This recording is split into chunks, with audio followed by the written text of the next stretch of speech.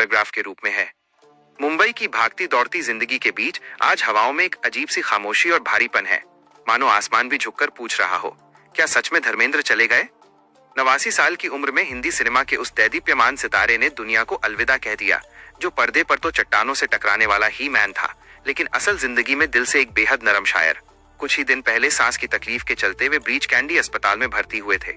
इलाज के बाद घर भी लौट आए, लेकिन शायद ऊपर वाले का बुलावा आ चुका था। उनके निधन की खबर ने न केवल फिल्म जगत बल्कि पूरे देश को झकझोर दिया। प्रधानमंत्री नरेंद्र मोदी भी इस खबर से व्यथित दिखे और उन्होंने लिखा कि धर्मेंद्र जी का जाना भारतीय सिनेमा के एक युग का अंत है। उनके इन शब्दों में वही आदर और अपनापन था जो दशकों से दर्शकों के दिलों में अपने धर्मबाजी के लिए रहा है। धर्मेंद्र एक खूबसूरत विरोधाभास थे।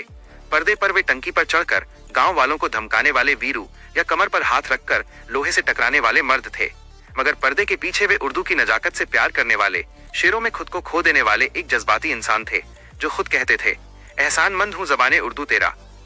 पंजाब के नरसाली गांव में 1935 में जन्मे धर्म सिंह देओल का फिल्मों में आना किसी फिल्मी कहानी से कम नहीं था।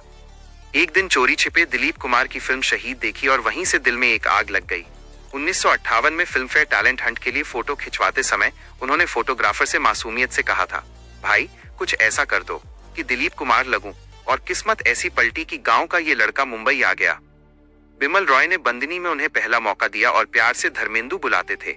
उनके संघर्ष के दिनों की इंसानियत का जिक्र करते हुए महेश भट्ट बताते हैं कि कैसे एक बार उन्होंने मैले कपड़ों में शूटिंग इसलिए कर ली थी ताकि दूसरों को परेशानी न हो, और बस मुस्कुराकर कहा था, कोई बात नहीं, मेरा काम है साथ देना।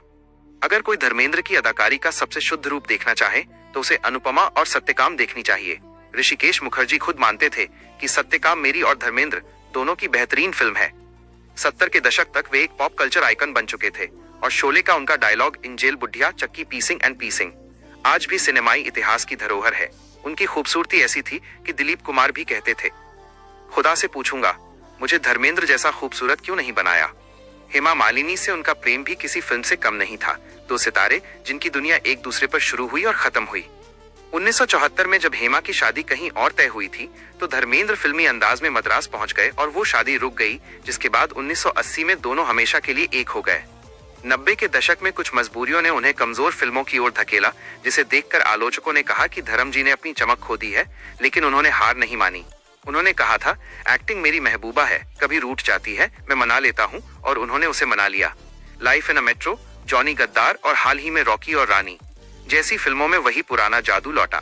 उनका ये मशहूर dialogue, it's not the age it's the mileage, आज उनके जाने के बाद और भी गहरा लगता है।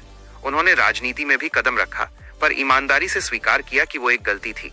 अंततः उनकी एक फिल्म का डायलॉग था, तलाश कभी खत्म नहीं होती, वक्त खत्म हो जाता है। आज उनका वक्त खत्म हो गया, लेकिन दर्शकों के दिलों में उस ही मैन की तलाश हमेशा चलती रहेगी। उनकी आखिरी झलक दिसंबर में फिल्म 21 में मिलेगी और शायद तब पूरा देश नम आंखों से आखिरी बार कहेगा, धर्मपाजी आप हमेशा हमारे दिल में रहोगे। मैं आपके लिए